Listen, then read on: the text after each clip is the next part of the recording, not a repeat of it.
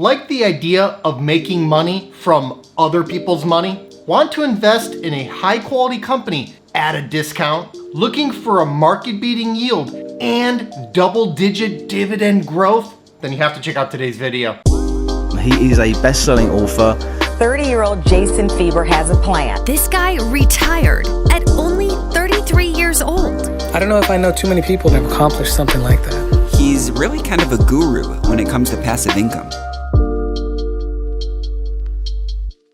Before I get into today's content, please give us a big thumbs up if you find value in our videos. Helps us to get the word out and grow the channel, and I'd really appreciate it. And make sure to stay tuned until the end of the video for a special news announcement. I want to tell you about a high-quality stock that pays big, growing, reliable dividends. These growing dividends are funded by growing profit because this business is providing high-value and often necessary insurance products. Most people can't afford to cover a catastrophic loss, so they seek out insurance. And even if you could afford to cover such a loss, it doesn't really matter, because insurance is often required for things like a car or a house. Required? That sounds like money to me. Dividend money. I personally invested in stocks just like this one on my way to going from below broke at age 27 to financially free at 33. By the way, I explained exactly how I achieved financial freedom in just 6 years in my early retirement blueprint. If you're interested, you can download a free copy of my early retirement blueprint using the link in the description of this video. Getting back to the stock I'll tell you about today though, perhaps best of all, it looks undervalued right now. Price is what you pay, but value is what you get. Why is that important? Because buying a dividend growth stock when it's undervalued should provide for a higher yield, greater long-term total return potential, and reduced risk. With this in mind, I want to share with you an opportunity I recently came across in shares of Allstate Corp, which appear to be trading at a significant discount today. Allstate Corp, stock ticker ALL, is an insurance company that operates as one of the largest property-casualty insurers in the United States. Founded in 1931, Allstate is now a $38 billion by market cap insurance giant that employs over 42,000 people. Allstate primarily sells auto and homeowners insurance. Property-casualty net underwriting premiums accounted for the vast majority of the company's fiscal year 2020 revenue. Of these premiums, they can be broken down into the following lines: auto insurance 70%, homeowners 23%, other personal lines 5%, and commercial 2%.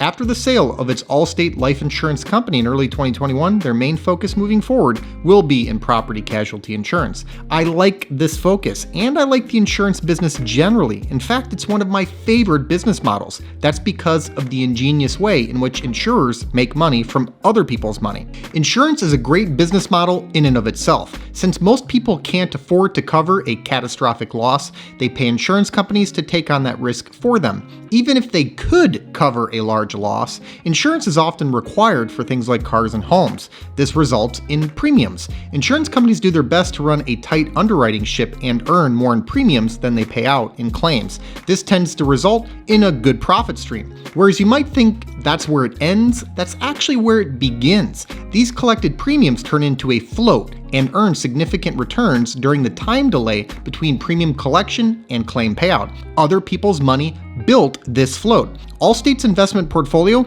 is worth almost $100 billion, and it produced net investment income of nearly $3 billion during 2020. An insurer takes a great business model and supercharges it with the float. They produce profit from the core business model of providing insurance, and then produce even more profit from the money collected by doing so. It's an incredibly powerful 1-2 punch, and it tends to result in a healthy stream of growing dividends back to shareholders. To be sure, Allstate has increased its dividend for 11 consecutive years. The 10-year dividend growth rate is 10.2%, which handily beats inflation. On top of the double-digit dividend growth, the stock's current yield is 2.5%.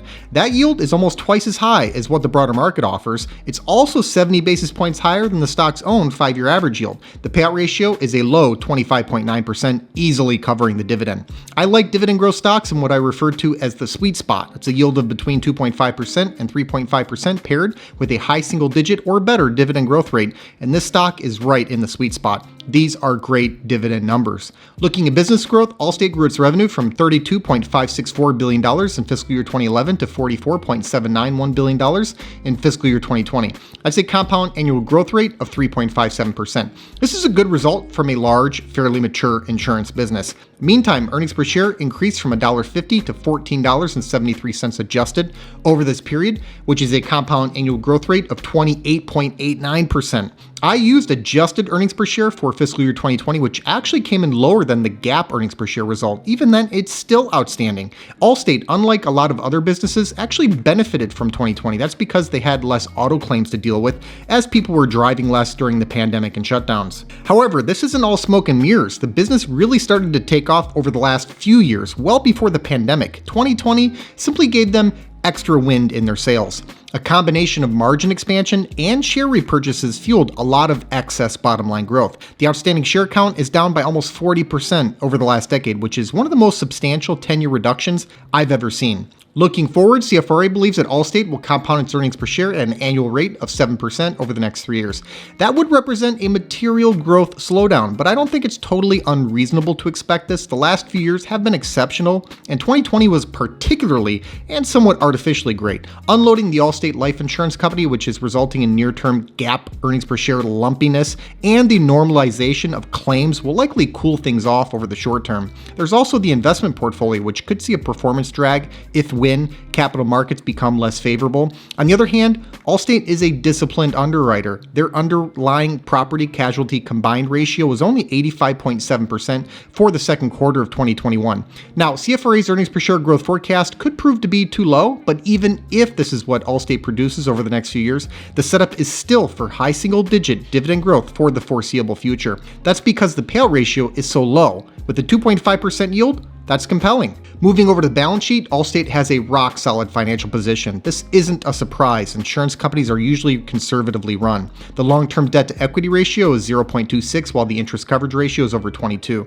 The former number looks worse than it really is. There's a lot of treasury stock from those big buybacks, reducing common equity. Profitability is robust and improving. Over the last 5 years, the firm has averaged annual net margin of 7.66% and annual return on equity of 14.72%. There's a lot to like here about Allstate, and economies of scale, brand recognition, and the float are durable competitive advantages that protect the business. Of course, there are risks to consider. Regulation, litigation, and competition are omnipresent risks in every industry. The business model features direct exposure to catastrophic risk. Although demand for insurance isn't cyclical, the investment portfolio has exposure to economic cycles. Low interest rates limit the returns on the investment portfolio.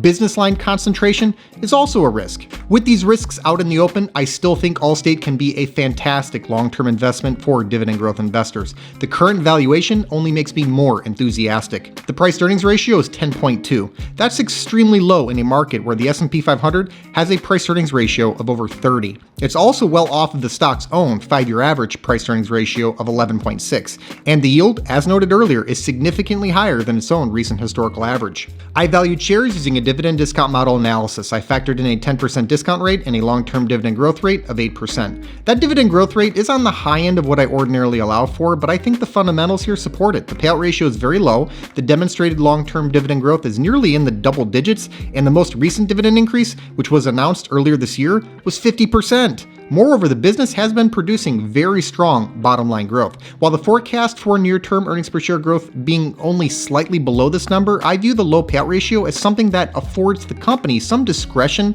and flexibility in terms of growing the dividend at a modestly higher rate. The dividend discount model analysis gives me a fair value of $174.96. The reason I use a dividend discount model analysis is because the business is ultimately equal to the sum of all the future cash flow it can provide. The dividend discount model analysis is a tailored version of the discounted cash flow model analysis, as it simply substitutes dividends and dividend growth for cash flow and growth. It then discounts those future dividends back to the present day to account for the time value of money, since a dollar tomorrow is not worth the same amount as a dollar today.